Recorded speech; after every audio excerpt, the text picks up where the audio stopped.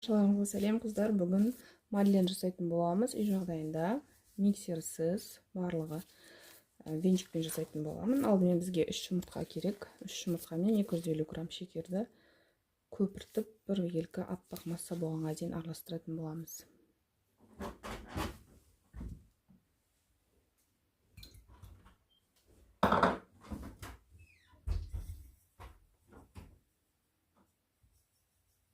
Менде мына жерде шекер көп. Жартысын салатын боламын.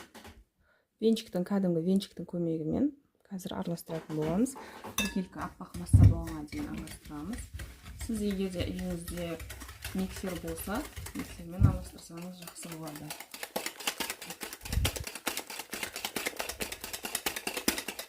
Қолмен жасаған әрине күш кетеді.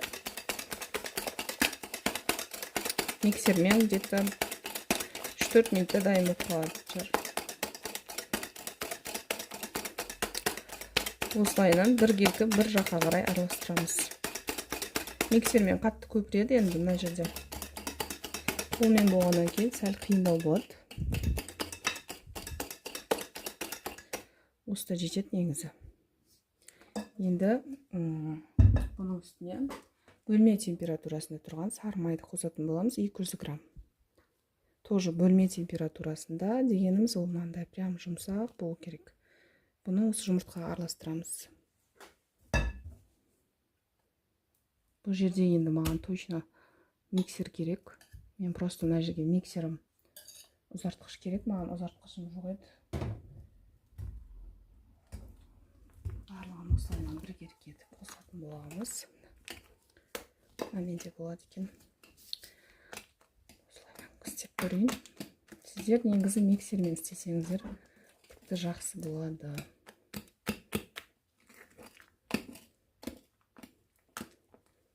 Бөлме температурасындағы сары май болғаннан кейін күшті былай араласады. Негізі миксермен оңайырақ. Өмірлеріңіз қиындатпай, мен сияқты миксермен істесеңіздер вообще күшті қыздар.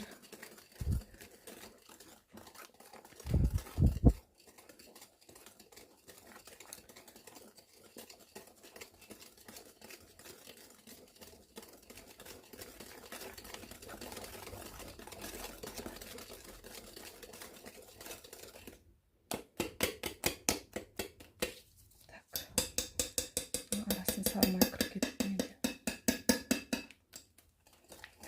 Толық ериді мынандай. Біркелкі масса шықты. Так, енді бұған біз ұн қосатын боламыз. Мындай масса ұн қосамыз қазір. Енді қыздар 280-дей ұн керек болады. Барлығын бірден салмаймыз. Осылайынан бөліп саламыз. Екі түрлі жасайтын боламын. Біреуі шоколадны жаңағы какао қосылған болады.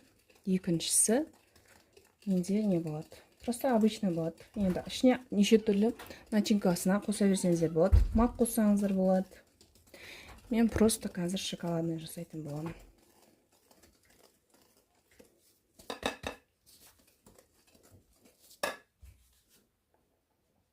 Оның барлығын бірден қоспаймыз, себебі ұн деген флаганы ұстап тұрады ғой ұн. Сол себепті әркімнің ұны өзіне қарай жаңағы. Сол несіне қарай істейсіздер ғой. Так, мен ары қарай венчикпен араластыратын боламын. Так, ұны. Так, істей қоймын. Так, енді былай венчикпен араластырайық, қыздар. Себебі уже анамен шпатель қоспасам болмайын деп тұр. Осылайынан біркелкі етіп. Көрдіңіздер ме? 280 грамм ұн дегенмен ұнның полный алмады. Негізі әлде қосам мен қазір. Опа, қыздар, разрыхлитель ұмып баратыр қой. Так. 10 грамм разрыхлитель. Осылайынан қоса берем енді. Сіздер ұмытпаңыздар енді. Вовремя қосаңыздар. Онымен бірге араластырып жүру керек қой негізі. Так, міне жаңа разрыхлительді қостық. Бұны қазір мен бөліп алатын боламын. Сөйтемін дағы ақ болатын жағына тағы да жұмыртқа, то есть ұн қосамын қазір. қара болып жаңағы шоколадный қылатын жағына какао қосатын боламын. Жаңа сары май салған ыдыс. Осыған теңге жартысын бөліп саламын. Енді қандай шоколадный көп болсын десеңіз, шоколадныға тестаны соған лайықты қылып аласыздар. Ал мынаған міне дальше продолжать етіп ұн қосам қазір. Так, мына жерін бүйтейін. Міне қалған ұн полностью салмаймыз.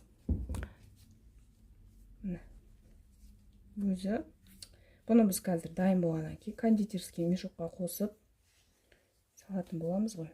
Сол себепті оған бүйтіп сыққан кезде бір келкі әдемі болып шығатындай масса болу керек қой бізде.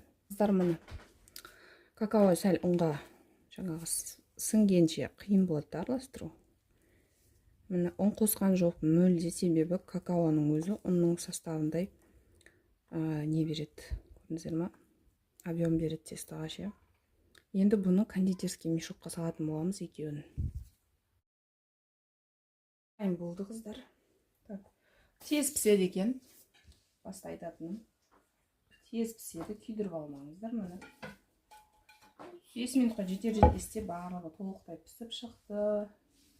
Мынау қазір ыстық. Оны алып, қазір мен екінші партиясын пісіремін. Ол бізде ақ болды. Ағын пісіретін боламыз. Мында әдемі болып шықты.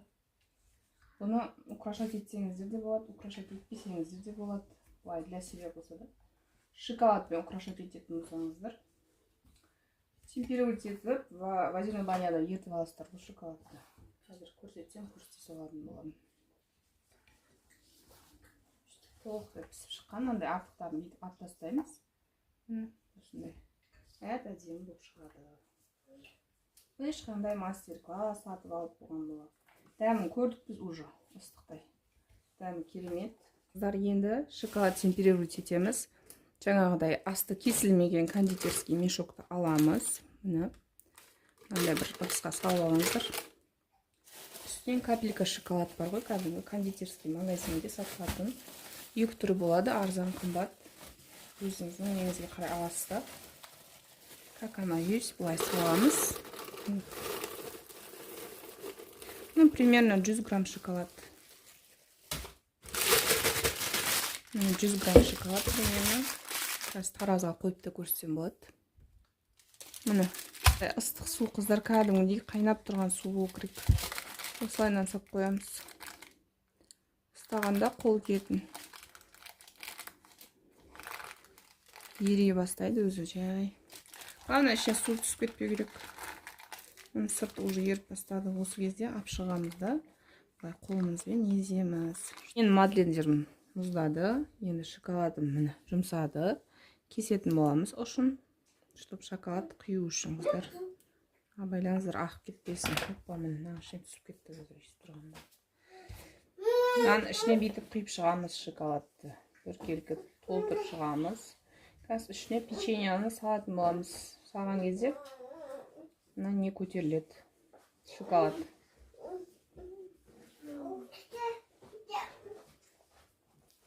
Шоколадтың бәрін құйып шықтым. Енді мына ракушки жағымен, шоколадқа тастаймыз осы ракушки жағымен. Пісіп шыққан жағымен.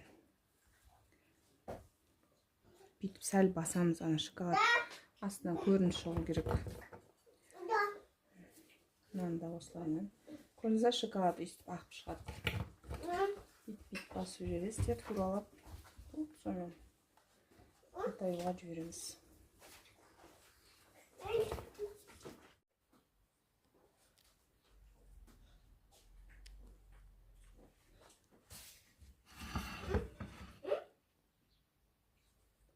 Күшті болып шыққан ғой. Біреуін кесіп көрсететін болған қазір. Қатты шоколады қатты. Ішіне начинка салсаңыздар болады қыздар. Мен салмадым. Осындай күшті болып шығады сіздерде де.